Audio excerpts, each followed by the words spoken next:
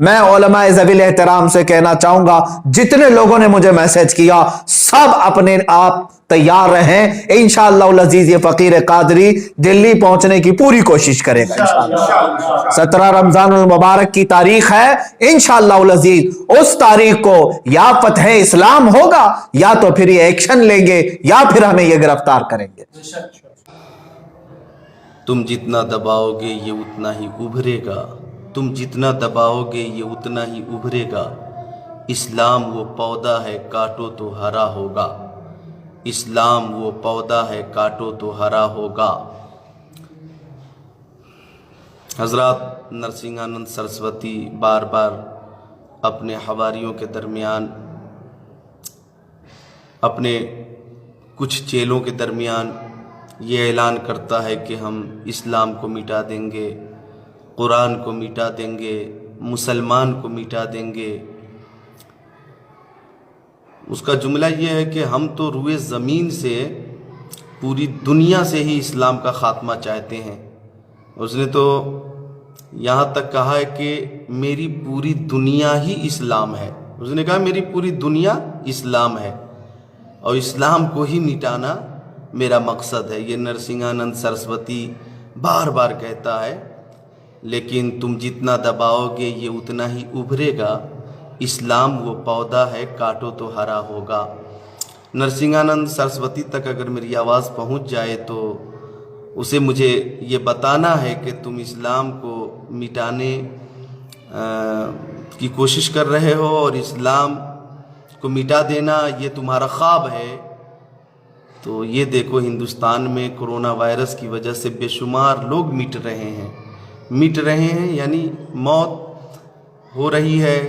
لکھنؤ میں موت ہو رہی ہے، ممبئی میں بے شمار اموات، دہلی میں بے شمار لوگ مر رہے ہیں، بنارس میں بے شمار لوگ مر رہے ہیں، کانپور میں، یعنی ہندوستان کے طول و عرض میں، مشرق میں، مغرب میں، شمال و جنوب میں کرونا وائرس کی وجہ سے بے شمار لوگ مٹ گئے، مر گئے۔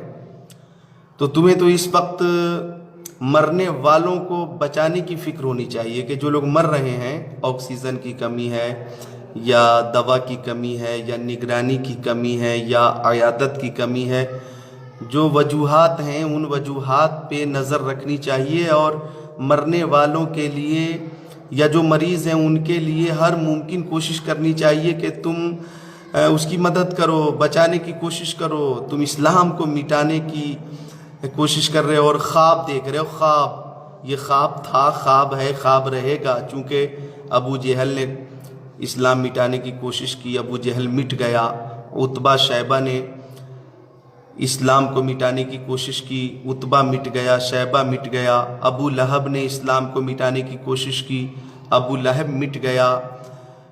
عہد رسالت سے اب تک بے شمار لوگوں نے اسلام کو مٹانے کی کوشش کی، اسلام کو بدنام کرنے کی کوشش کی، لیکن کوشش کرنے والے خود ہی مٹ گئے، ان کا نام و نشان مٹ گیا۔ لیکن اسلام تھا، اسلام ہے، اسلام رہے گا۔ قرآن تھا، قرآن ہے، قرآن رہے گا۔ ان الدین عند اللہ الاسلام، اللہ تعالیٰ فرماتا ہے سارے دینوں میں سب سے افضل اور بہتر دین دین اسلام ہے۔ تو دین اسلام سارے دینوں میں افضل، مسلمان قوم ساری قوموں میں افضل، اور ہمارے نبی سارے نبیوں اور رسولوں میں افضل، قرآن شریف ساری کتابوں میں افضل، شریعت مصطفیٰ تمام شریعتوں میں افضل، امت محمدیہ تمام امتوں میں افضل۔ تو جن لوگوں نے اسلام کو مٹانے کی کوشش کی وہ خود مٹ گئے۔ اسلام تھا، اسلام ہے، اسلام رہے گا۔ یہ تمہارا خواب تھا، خواب ہے، خواب ہی رہے گا۔ تم اسلام کو مٹانے کی کوشش کر رہے ہو، پہلے ان لوگوں کو بچاؤ جو مٹ رہے ہیں، کرونا وائرس سے مر رہے ہیں۔ ان مریضوں کے لیے تم نے کیا مدد کی، تم نے کیا ہیلپ کیا؟ لہٰذا کچھ مدد کی ہو تو لوگوں کے سامنے اپنے مدد کا اظہار کرو۔ تمہارا مقصد ہے اسلام اور مسلمان کے نام پر ہندوستان میں آگ لگانا اور نفرت اور عداوت کا ماحول پیدا کرنا۔ تم کبھی کامیاب نہیں ہو سکو گے انشاءاللہ۔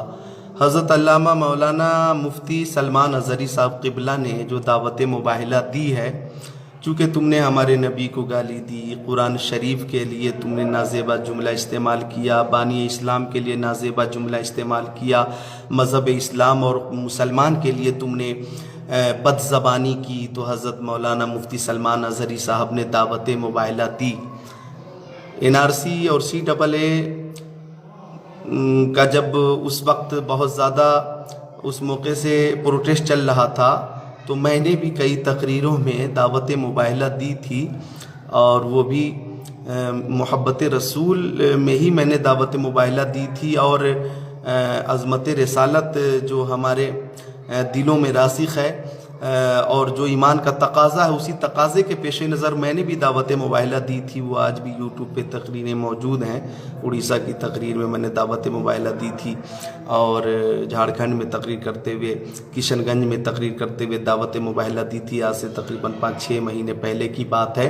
لیکن مفتی سلمان اظہری صاحب کو میں مبارکباد پیش کرتا ہوں۔ آپ کی عقیدت کو سلام، آپ کی محبت کو سلام، عشق رسالت کو سلام، اور آپ کے عمل کو سلام، آپ کے جذبے کو سلام، آپ کے حوصلے کو سلام کہ آپ نے دعوت مباہلہ جو دی ہے وہ چونکہ عشق رسول سے لبریز ہو کر، چونکہ ایک گستاخ نے ہمارے نبی کو گالی دی، برا بھلا کہا، اور آپ نے محبت رسول میں جو دعوت مباہلہ دی ہے، اللہ تعالیٰ آپ کی حفاظت فرمائے۔ لیکن میرا ایک مشورہ یہ ہے کہ چونکہ 17 رمضان شریف بہت قریب ہے، آج 12 رمضان ہے، 12 رمضان ہے، 5 روز کے بعد 17 رمضان ہے، اور اس وقت پورے ہندوستان میں کورونا وائرس کی وجہ سے سفر متاثر ہے، ٹرین متاثر ہے، فلائٹ متاثر ہے، آمد و رفت بہت زیادہ، اس وقت آمد و رفت بہت زیادہ مشکوک بھی ہے اور نازک بھی ہے، سفر کرنا بہت ہی سنگین معاملہ ہے۔